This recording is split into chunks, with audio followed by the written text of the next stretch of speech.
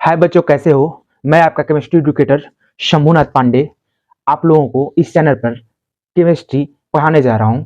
आप लोग इस सेशन को please please please like share subscribe कर दीजिए, चैनल को सब्सक्राइब कर दीजिए। और ये सेशन इंपॉर्टेंट होने वाला है बीपीएससी टीआरई 4 के एस्पिरेंट्स के लिए, बिहार स्टेट के एस्पिरेंट्स के लिए और बोर्ड के बच्चों के लिए। तो ध्यान से इस सेशन को आप लोग सुनिए, ठीक है? तो बच्चों, आज हम लोग एक क्वेश्चन करने वाले हैं क्लास 12 के बिलियन चैप्टर का, केमिस्ट्री का,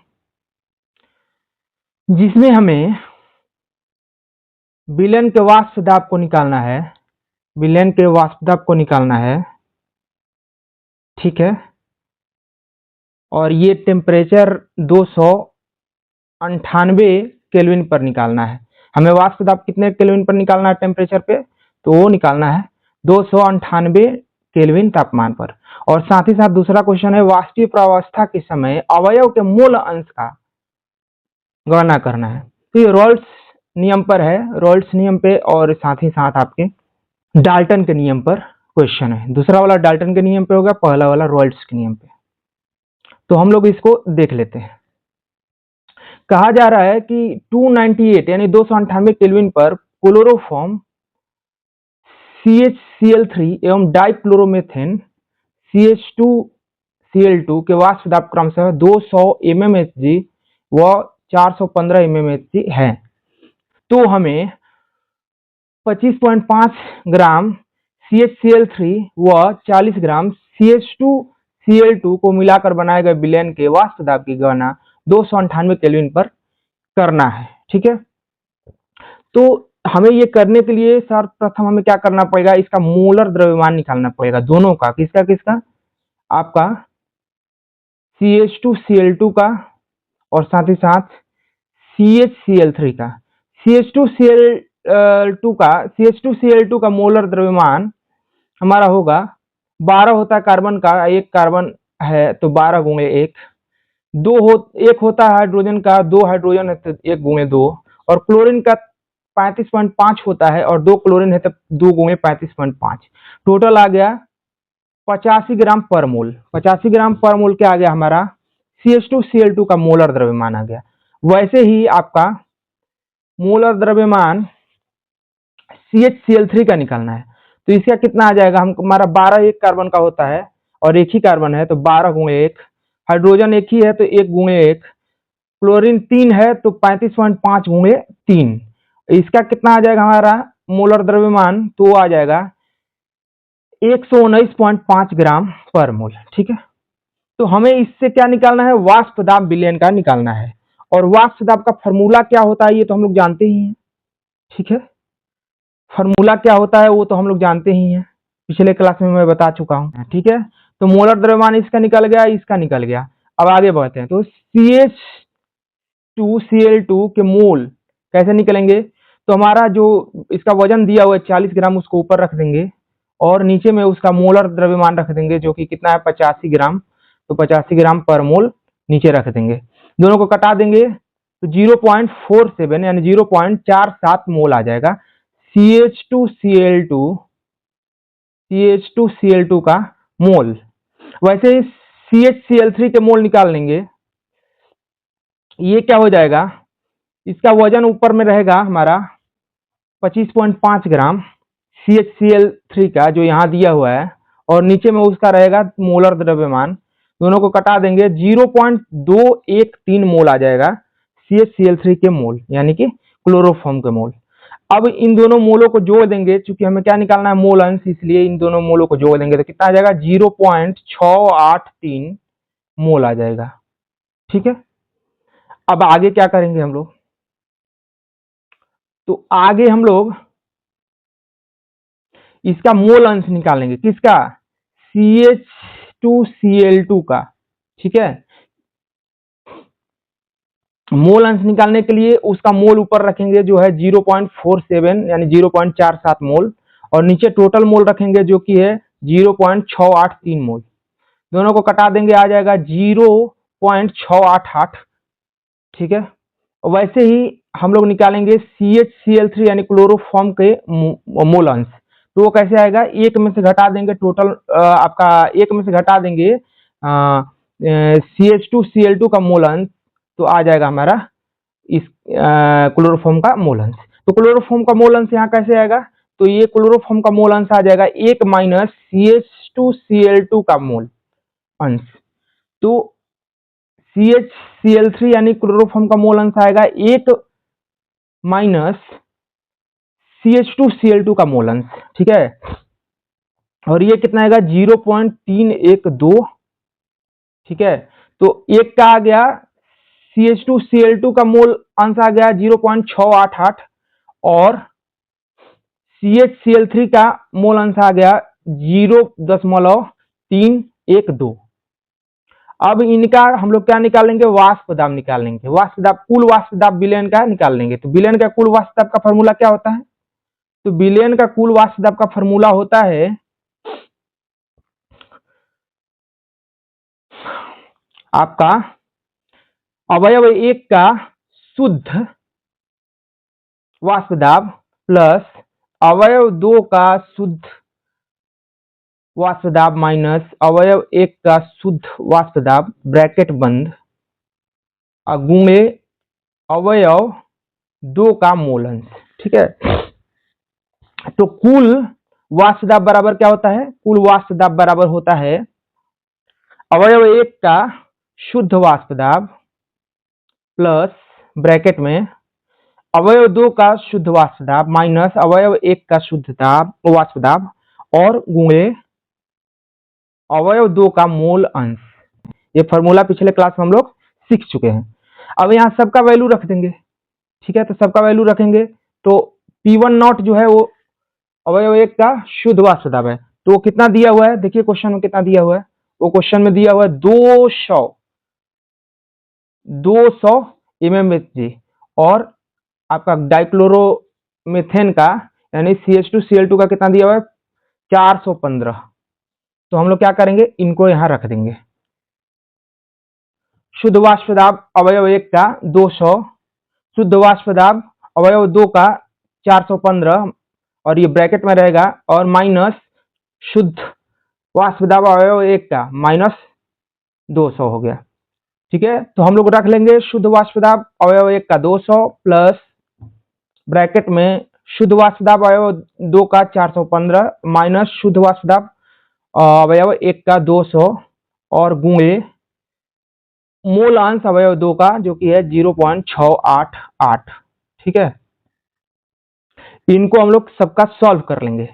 सॉल्व करने के बाद आ जाएगा 200 और ये 400 माइनस 200 गुणे 0.688 गुणा करने पर ये आ जाएगा 147.9। तो 200 प्लस 147.9 कर देंगे तो क्या आ जाएगा हमारा 347.9 mmHg वाष्प दाब आ जाएगा पूरा विलयन का। पूरा विलयन का वाष्प दाब कितना आ जाएगा 347.9 mmHg, ठीक है। तो हम लोगों ने निकाल लिया, ठीक है, वाष्प दाब। अब दूसरा क्वेश्चन, दूसरा में क्या हमें दिया हुआ था, हमें दिया हुआ था निकालने को मोल आपका क्या निकालने को दिया था, हमें मोल अंश निकालने को दिया हुआ था। किसका, गैस प्रावस्था में अवयवों के मोल अंश को निकालना था हमें, ठीक है। तो क्वेश्चन को भी देख लेते हैं, इसके क्वेश्चन को। यहाँ देखिए दिया हुआ है वाष्पीय प्रावस्था के प्रत्येक अवयव के मोल अंश की गणना कीजिए, ठीक है। तो यहाँ गणना हम लोग करेंगे मोल अंश का। तो देखिए कुल वाष्प दाब तो निकल गया, कितना आया था, कुल वाष्प दाब तो यहाँ निकल चुका है ऊपर में, ठीक है। हमें क्या निकालना है, हमें निकालना है सबका आंशिक वाष्प दाब, ठीक है, जो PI है ये, ठीक है। तो ये आंशिक वाष्प दाब हमें निकालना है।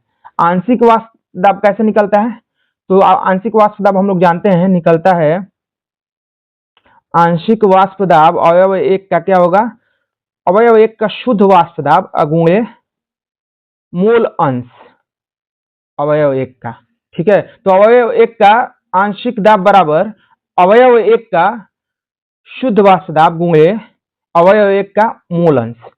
तो यही यहाँ रख देंगे हम लोग। तो अवयव 1 जो है वो CH2Cl2 है, तो उसका आंशिक वाष्प दाब कैसे निकलेगा, तो हमें रखना होगा मोल अंश को उसके जो 0.688 है और गुणे रखना होगा शुद्ध वाष्प दाब जो कि है 415 mmHg। इन दोनों को गुणा कर देंगे, आ जाएगा 285.5 mmHg। उसी तरीके से क्लोरोफॉर्म का भी निकाल लेंगे। इसका क्या आएगा, तो इसका वाष्प दाब आएगा आंशिक वाष्प दाब इसके मूल अंश के बराबर, इसके मूल अंश गुणे इसके शुद्ध वाष्प दाब के बराबर। ठीक है, तो आपका क्लोरोफॉर्म का आंशिक वाष्प दाब आएगा, इसका मूल अंश कितना है 0.312 गुणे इसके शुद्ध वाष्प दाब जो कि कितना है 200 mmHg। इन दोनों को गुणा करेंगे आएगा 62.4 mmHg। तो 62.4 mmHg जो क्या हो गया आपका क्लोरोफॉर्म का आंशिक वाष्प दाब हो गया। अब आंशिक वाष्प दाब, ठीक है, और बटा में कुल वाष्प दाब क्या होता है हमारा वाष्पीय अवस्था में मोल अंश होता है। पिछले क्लास में मैं पढ़ा चुका हूं।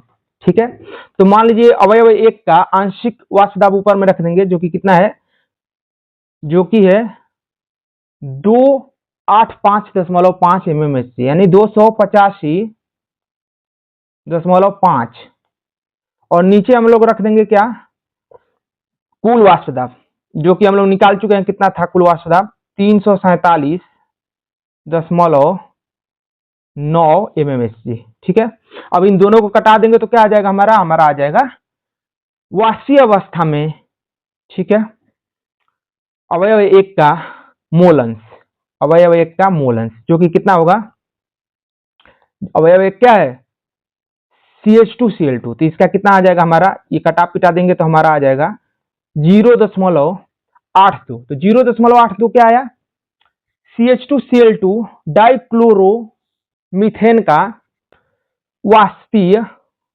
अवस्था में मोल अंश। ठीक है, तो ये आ गया। तो उसी तरीके से क्लोरोफॉर्म का हम लोग मोल अंश निकालेंगे तो वो क्या आएगा, क्लोरोफॉर्म का आंशिक वाष्प दाब जो ऊपर रहेगा, ठीक है, और नीचे रहेगा विलयन का कुल वाष्प दाब। इन दोनों को कटा देंगे क्या आ जाएगा 0.18। ये किसका मोल अंश है, ये क्लोरोफॉर्म का मोल अंश है। ठीक है, तो ये दोनों का आ गया। ठीक है, क्लोरोफॉर्म का भी आ गया मोल अंश और डाइक्लोरोमीथेन का भी आ गया मोल अंश वाष्पीय अवस्था में। ध्यान दीजिएगा, क्योंकि CHCl3 की तुलना में CH2Cl2 ज्यादा वाष्पशील घटक है। यहाँ साफ दिख रहा है कि ज्यादा वाष्पशील है। ठीक है, क्यों, क्योंकि इसका जो सोलुबिलिटी है वो इसका जो आपका वाष्पीय अवस्था में हमारा क्या है जो मोल अंश है वो ज्यादा है 0.82, इसलिए ये ज्यादा वाष्पशील है। ठीक है, वाष्पीय अवस्था में ये ज्यादा है। वही क्लोरोफॉर्म जो है कम है क्योंकि 0.18 है ये। ठीक है, तो आप इसको एक और तरीके से भी देख सकते हैं कि जो आपका CH2Cl2 यानी डाइक्लोरोमीथेन का शुद्ध वाष्प दाब है वो 415 mmHg है, जबकि वही आपका किसका क्लोरोफॉर्म का 200 mmHg है यानी कम है। ठीक है, तो शुद्ध वाष्प दाब डाइक्लोरोमीथेन का ज्यादा है CH2Cl2 का 415, तो वो ज्यादा वाष्पशील है, जबकि क्लोरोफॉर्म का कम है 200 mmHg है, तो इसका कम है। क्लोरोफॉर्म का वाष्पशीलता कम है, क्यों, क्योंकि इसका 200 mmHg ही क्या है इसका शुद्ध वाष्प दाब है। तो शुद्ध वाष्प दाब 200 mmHg होने की वजह से क्लोरोफॉर्म का वाष्पशीलता कम है। वाष्पीय प्रवस्था में अधिक कौन होगा तभी जाहिर सी बात है डाइक्लोरोमीथेन ही होगा, CH2Cl2 ही होगा। क्यों, क्योंकि वो ज्यादा वाष्पशील है तो वाष्प उसमें ज्यादा होगा वो। जबकि जो क्लोरोफॉर्म है इसका 200 mmHg आपका दिया हुआ है शुद्ध वाष्प दाब, जिसकी वजह से इसका वाष्पशीलता उसमें कम है, तो ये उसमें इसकी मात्रा कम होगी, इसीलिए वाष्प में इसकी मात्रा कम होगी। तो क्लोरोफॉर्म वाष्प में कम होगा क्योंकि वाष्प में उसकी वाष्पशीलता जो है वो कम है। इसी वजह से ये जो है क्लोरोफॉर्म वो कम होगा मात्रा में वाष्प में, जो कि कम यहाँ दिख रहा है क्योंकि मोल अंश इसका कितना है 0.18 ही है, जबकि डाइक्लोरोमीथेन का 0.82 है, तो वो ज्यादा है वाष्प में। ये जो है कम है वाष्प में, कौन क्लोरोफॉर्म कम है जबकि डाइक्लोरोमीथेन ज्यादा है। तो इसे यह निष्कर्ष निकाला जा सकता है कि साम्य अवस्था में वाष्प प्रावस्था हमेशा उस अवयव की धनी होती है जो अधिक वाष्प वाष्पशील होता है। तो यहाँ से हम लोग ये पता कर सकते हैं तो साम्य अवस्था में वाष्प प्रवस्था हमेशा उसी का ज्यादा होता है जो वाष्पशील अधिक होता है।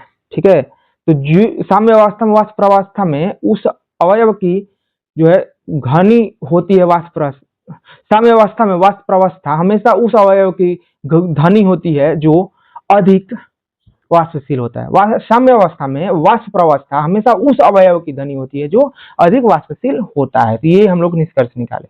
ठीक है, तो इस सेशन को यही एंड करेंगे। Have a nice day, thank you, bye.